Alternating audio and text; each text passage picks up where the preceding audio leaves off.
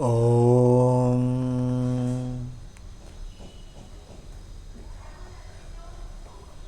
अथ एकादश सर्गः। भूय एव हि राजेन्द्र शृणु मे वचनं हितं। यथा सदेव प्रवरः कथयामास बुद्धिमान्। इक्ष्वाकूणां कुले जातो भविष्यति सुधार्मिकः। नाम्ना दशरथो राजा श्रीमान सत्यप्रतिश्रवः। तदनंतर सुमंत्र ने फिर कहा, राजेंद्र, आप पुनः मुझसे अपने हित की बात सुनिए, जिसे देवताओं में श्रेष्ठ बुद्धिमान सनत कुमार जी ने ऋषियों को सुनाया था।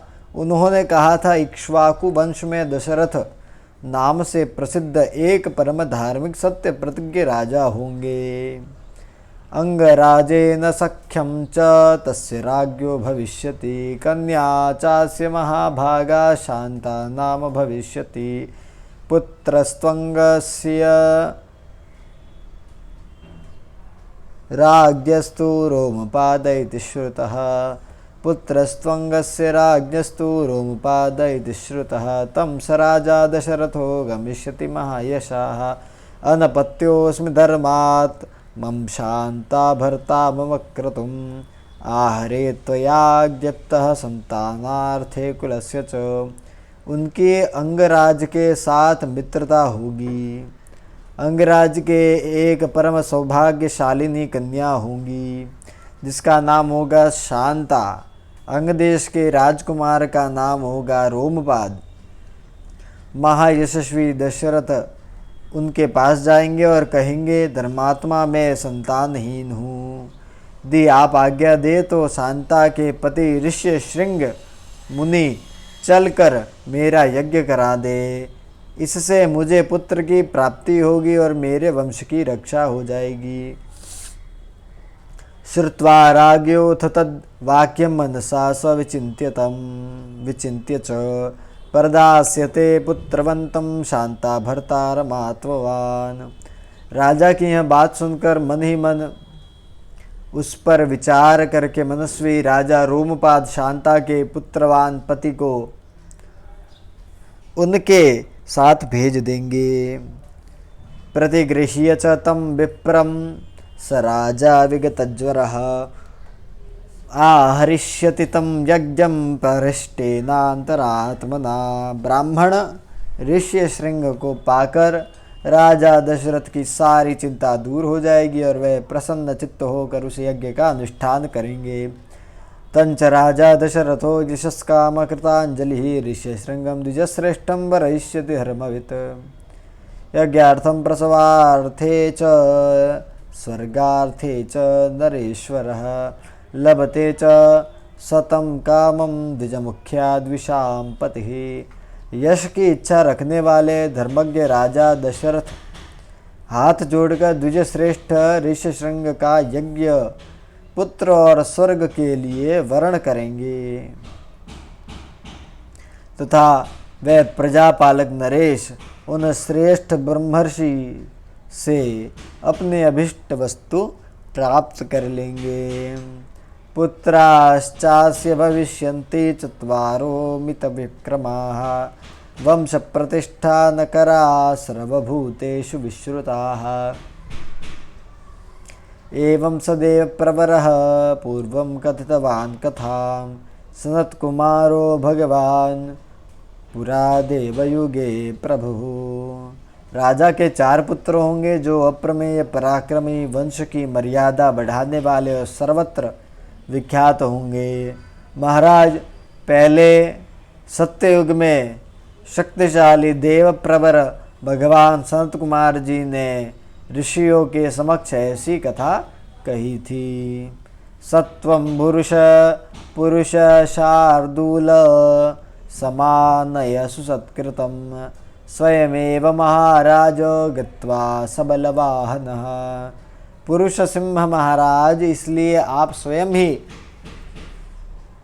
सेना और सवारियों के साथ अंग देश में जाकर मुनि कुमार ऋष्य श्रृंग को सत्कार पूर्वक यहाँ ले आइए। सुमंत्रस्य वचः श्रुत्वा दृष्टो दशरथो भवत्।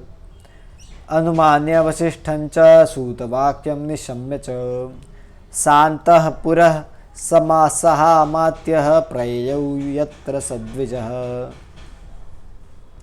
सुमंत्र का वचन सुनकर राजा दशरथ को बड़ा हर्ष हुआ। उन्होंने मुनिवर वशिष्ठ जी को भी सुमंत्र की बातें सुनाई और उनकी आज्ञा लेकर रानीवास की रानियों तथा मंत्रियों के साथ अंग देश के लिए प्रस्थान किया, जहाँ विप्रवर ऋष्य श्रृंग निवास करते थे। वनानि सरितश्चैव व्यतिक्रम्य शनैः शनैः अभिचक्रामतं देशं यत्र वै मुनिपुंगवः। मार्ग में अनेकानेक वनों और नदियों को पार करके वह धीरे धीरे उस देश में जा पहुँचे जहाँ मुनिवर ऋष्य शृंग विराजमान थे। आसाद्यतं द्विजश्रेष्ठं रोमपाद समीपगम ऋषिपुत्रं ददर्शाथो दीप्यमानमिवानलम। वहाँ पहुँचने पर उन्हें द्विजश्रेष्ठ ऋष्य शृंग रोमपाद के पास ही बैठे दिखाई दिए।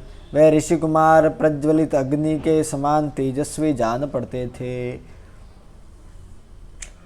ततो राजा यथा योग्यं पूजां चक्रे विशेषतः सखित्वा तस्य वैराग्यः प्रहृष्टेनान्तरात्मना रोमपादेन चाख्यातमृषिपुत्राय धीमते सख्यं सम्बन्धकं चैव तदा तं प्रत्यपूजयत। एवं सुसत्कृतस्तेन सहोषित्वा नरर्षभः सप्ताष्टदिवसान् राजानमिदमब्रवीत्।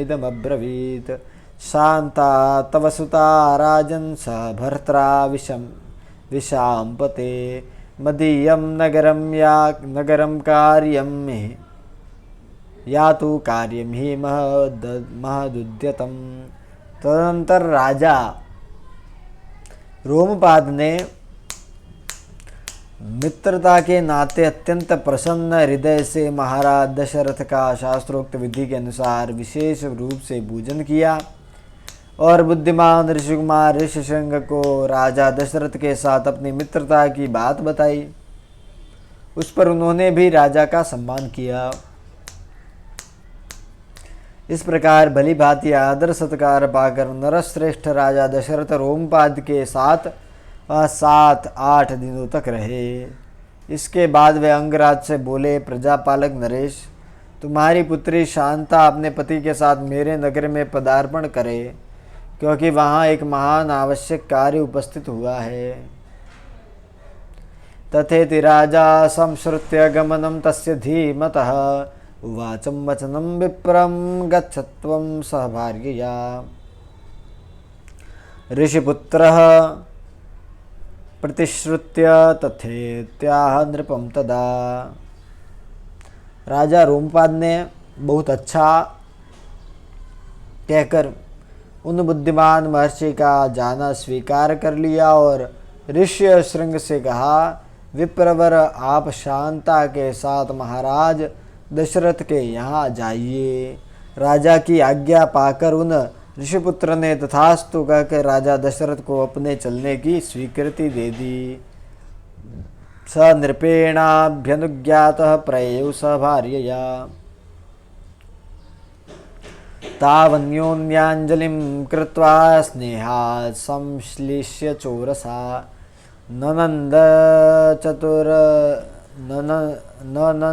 ननन्दतुर्दशरथो रोमपादश्च वीर्यवान्। ततः सुहृदमापृच्छ प्रस्थितो रघुनंदनः। राजा रोमपाद के अनुमति ले ऋष्य श्रृंग ने पत्नी के साथ वहाँ से प्रस्थान किया।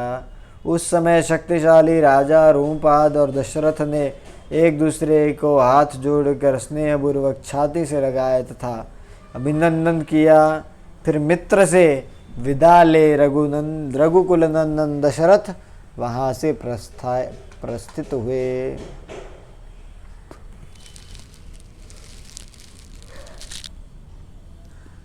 पौरेषु प्रेषयामास दूतान् वै शीघ्रगामिनः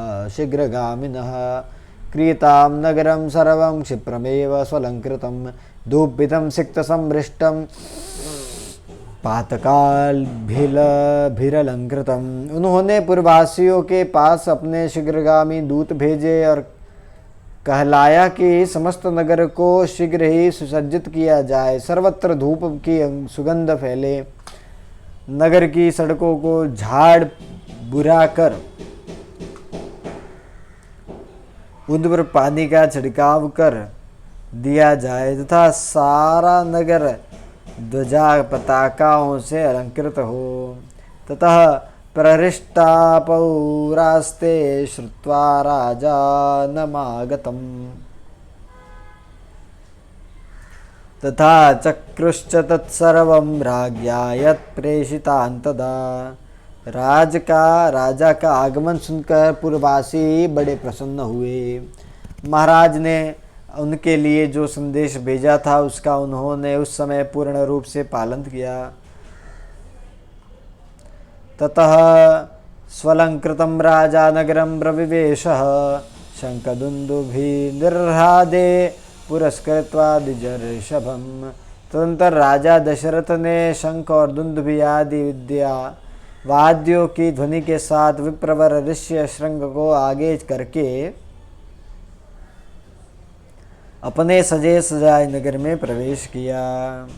तथा प्रमुदिता सर्वे दृष्ट्वा वै नागराद्विजं प्रवेश्यमानं संकृत्य नरेन्द्रेणेन्द्रकर्मणा यथा दिविसुरेन्द्रेण सहस्राक्षेण काश्यपम्। उन द्विज कुमार का दर्शन करके सभी नगर निवासी बहुत प्रसन्न हुए। उन्होंने इंद्र के समान पराक्रमी नरेंद्र दशरथ के साथ पुरी में प्रवेश करते हुए ऋष्य श्रृंग का उसी प्रकार सत्कार किया जैसे देवताओं ने स्वर्ग में सहस्राक्ष इंद्र ने साथ प्रवेश करते हुए कश्यप नंदन वामन जी का समादर किया था। अंतःपुरं प्रवेश्यैनं कृत्वा पूजां कृत्वा शास्त्रतः कृतकृत्यं तदात्मानं मेने तस्योपमाहनात्। ऋषि को अंतःपुर में ले जाकर राजा ने शास्त्र विधि के अनुसार उनका पूजन किया। उनके निकट आ जाने से अपने को कृतकृत्य माना। अंतःपुराणि सर्वाणि शान्तां दृष्ट्वा तथागतां सह भर्त्रा विशालाक्षीं प्रीत्यानंदम पागमन। विशाल लोचना शांता को इस प्रकार अपने पति के साथ उपस्थित देख अंतःपुर की सभी रानियों को बड़ी प्रसन्नता हुई। वे आनंद मग्न हो गई। पूज्यमाना तुता बिस्सा राज्ञा चैव विशेषतः उवास तत्र सुखिता कंचित कालम सद्विजा।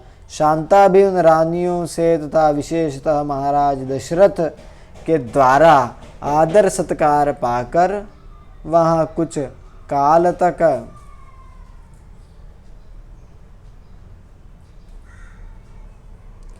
अपने पति परिवार ऋषिशृंग के साथ बड़े सुख से रही। इत्यार्ष श्रीमद् रामायणे वाल्मीकि आदि काव्ये बालकांडे न बालकांडे एकादश सर्गः।